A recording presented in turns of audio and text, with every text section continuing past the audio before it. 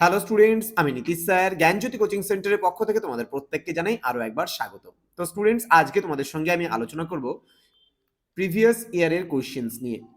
Previous ইয়ারের questions Aisi Bengali নিয়ে। দেখো, এইসি বেঙ্গলি কোশ্চেন কেমন ধরনের আসবে সেই নিয়ে আজকের ক্লাসটিতে বিস্তারিত আলোচনা করব। তোমাদের কিন্তু এইসির পরীক্ষা হয়েছিল এবং সেখানে কেমন পরীক্ষা হয়েছিল, যারা সায়েন্স এবং যারা কমার্সে ছিল সেই সমস্ত ছাত্রছাত্রীরা কিন্তু পরীক্ষা দিয়েছিল। ওকে, সায়েন্স এবং কমার্সের ছাত্রছাত্রীরা পরীক্ষা দিয়েছিল এইসি বেঙ্গলি। তো তোমাদের ক্লাসটি শুরু করার পূর্বে তোমাদেরকে বলে রাখি, তোমাদের যারা ফোর্থ সেমিস্টারে এবার এইসি বেঙ্গলি রয়েছে তাদের কিন্তু এবার মানে যারা আর্টসে রয়েছে, আর্টসের স্টুডেন্টদের কিন্তু ফোর্থ সেমিস্টারে এটা হবে, এবং যারা সায়েন্স এবং কমার্সের স্টুডেন্ট যারা ছিল তাদের কিন্তু থার্ড সেমিস্টারে এইসি বেঙ্গলি ছিল।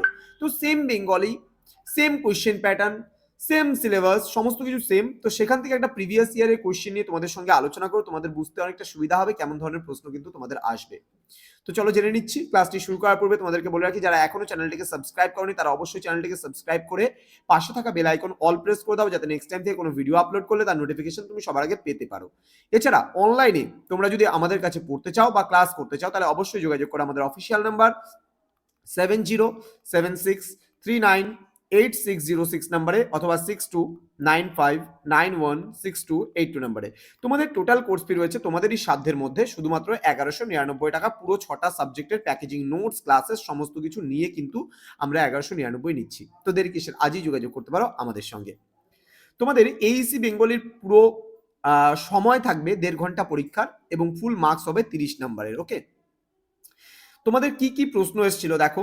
তোমাদের এখানে 5টা প্রশ্নের উত্তর লিখতে হবে, সর্বমোট 8টা প্রশ্ন থাকবে।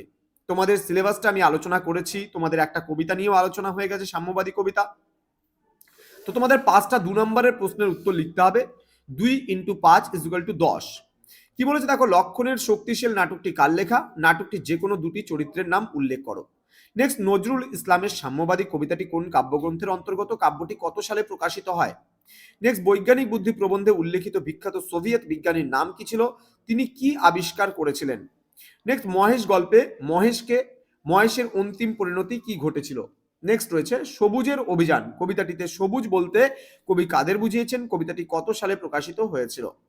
নেক্সট, ওই যে প্রবীণ ওই যে পরম পাকা, চক্ষু কর্ণ দুইটি ডানায় ঢাকা, প্রশ্নোদ্ধৃত মানে উক্তিটি বা উদ্ধৃতিটি কোন কবিতার অন্তর্গত? পাকা বলতে কাদের বোঝানো হয়েছে?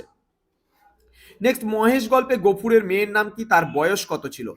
নেক্সট, নজরুল ইসলামের লেখা সাম্যবাদী কবিতায় উল্লেখিত দুটি ধর্ম ও তাদের ধর্মগ্রন্থের নাম উল্লেখ করো। ওকে, নেক্সট 5 নম্বরে তোমাদের দুটো প্রশ্নের উত্তর লিখতে হবে, সর্বমোট 4টা প্রশ্ন এখানে কিন্তু থাকবে। দুটো প্রশ্নের উত্তর লিখতে হবে 5 নম্বরের। লক্ষণের শক্তিশীল নাটকের বিষয়বস্তু সংক্ষেপে লেখো। নেক্সট বলছে মহেশ গল্পে গফুর মিয়ার চরিত্রটি সংক্ষেপে বিশ্লেষণ করো।